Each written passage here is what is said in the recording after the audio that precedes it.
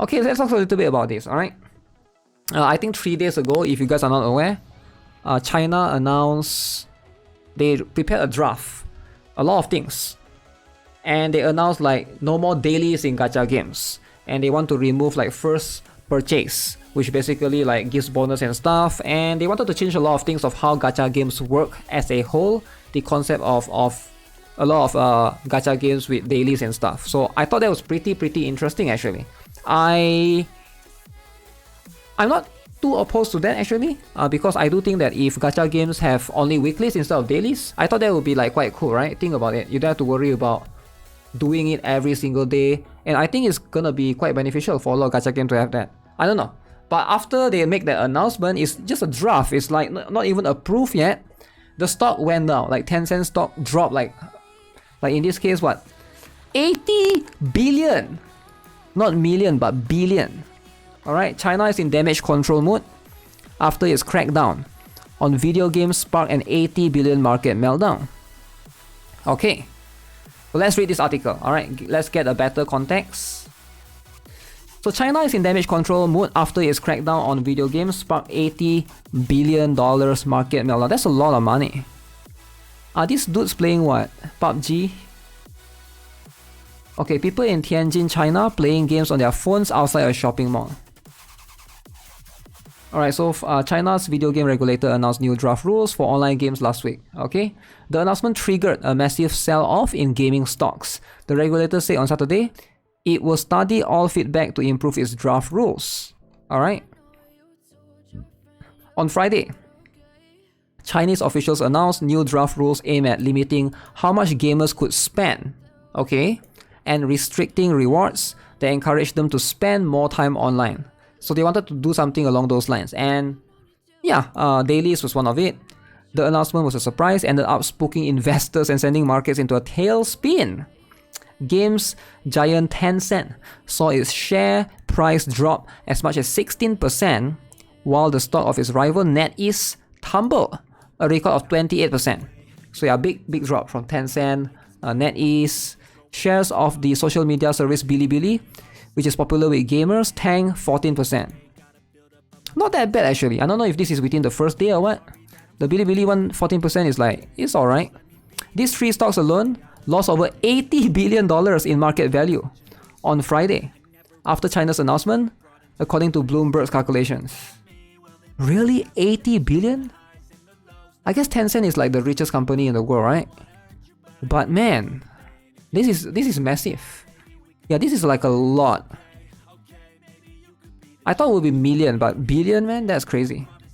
Online game related shares listed as far afield as the US and Paris also slid on the news.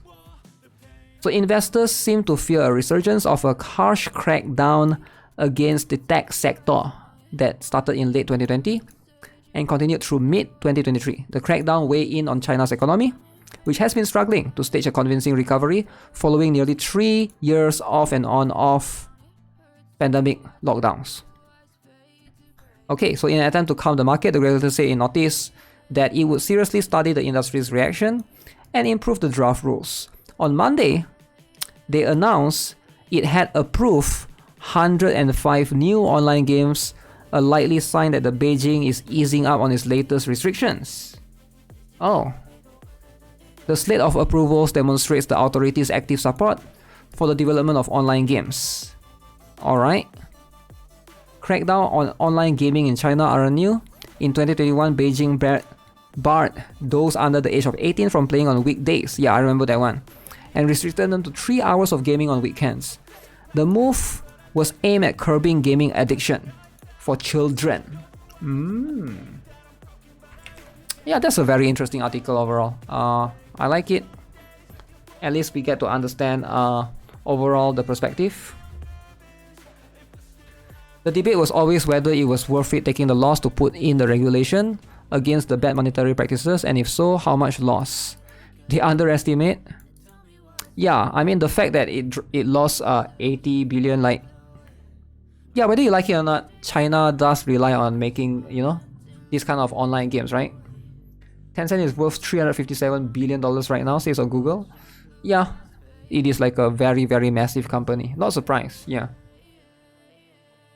China has gone after big business before, and unironically, cleaning up Gacha is a very worthy cause, especially if it helps fixes their myopia and addiction problem among their youth. Holy essay! This is something that needs fixing, but the CCP is trying to fix the symptoms, not the disease. Addiction amongst youth isn't good and needs to be addressed. Okay, I agree, gaming addiction is a thing, but it won't alone address the youth's myopia and lack of motivation. By taking away the outlet, the youth will just find a new one. And if you try to take away all the outlets, that's when myopia gets real existential. You motivate with fear or fulfillment. Sometimes the fulfillment can lead to serotonin chasing, addiction, but controlling through fear isn't a great system either. It's a bottom-up approach. You don't want to fail, but why would you succeed? Cannot play games, but your social skills are non-existent. Drinking with friends is a potential next step, and a lack of all things joyful can easily lead to suicidal ideation. What's the point if I'm just keeping on the treadmill to exist if there isn't something to hope for, etc.? This seems like another situation where China is treating the symptoms and not the disease. They did it with a crackdown of femininity in guys also. That wasn't the problem. It's a lot easier to drive men with toxic masculinity and emotional repressing than it is dealing with the causes of their youth becoming less active and more lazy. This essay sucks. Really? People touch more grass. Huh. So I'm not sure now what's the direction for them.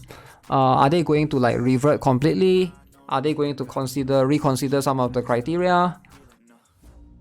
It is a little bit unfortunate that this is met with huge backlash, right? But hey, sometimes that's just how it is. If you saw that China went from 400 million to 1.4 billion real quick, that policy wasn't created in the vacuum.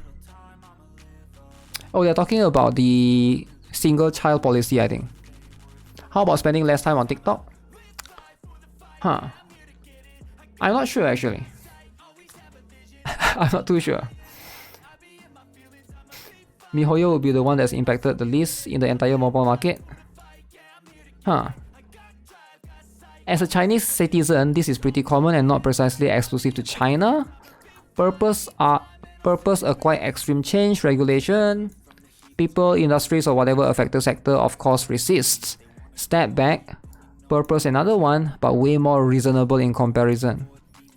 Kinda like the unity thing, for example. They proposed something extreme and controversial, and they step back to something else and people resist to it less. I'm not sure if people still like unity though. Like, they pretty much ruined their reputation because of that. But yeah, that's a different topic altogether, right? We'll see. We'll see if this is going to be something that is going to affect the games moving forward that are being developed.